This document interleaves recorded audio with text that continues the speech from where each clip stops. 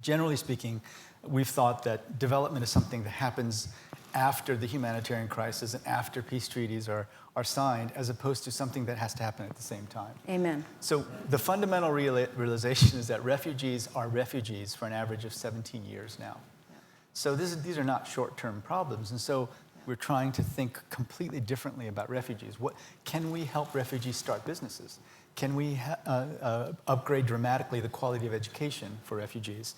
What do we do about that? Do we just sit back and say, languish for 17 years?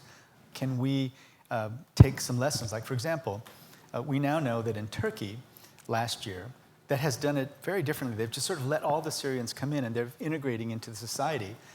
And in the areas where the most Syrian refugees have settled, economic growth has been faster than in other parts of Turkey.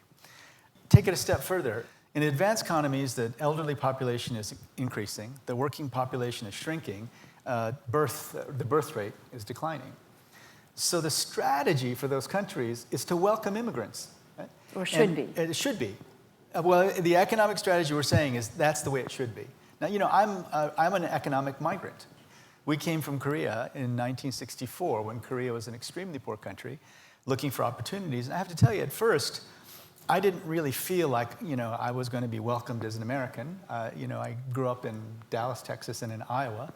And many people had never seen an Asian person before, so it didn't really feel like I was, you know, going to be integrated into society. But over time, things have changed. And it's been part of the American growth strategy to welcome immigrants and let them become hyphenated Americans. And so I've issued a challenge to my friends in Korea. When will we see the emergence of Syrian Koreans, right, who feel that they're part of Korea? Well, Korea has a huge problem in terms of a shrinking workforce and a reducing birth rate. So it's great to be able to say that multiculturalism, that openness to different people from different cultures, that incorporating people into your society is in fact a good strategy for economic growth. That's my story. I'm sticking with it. Yeah. Let's go.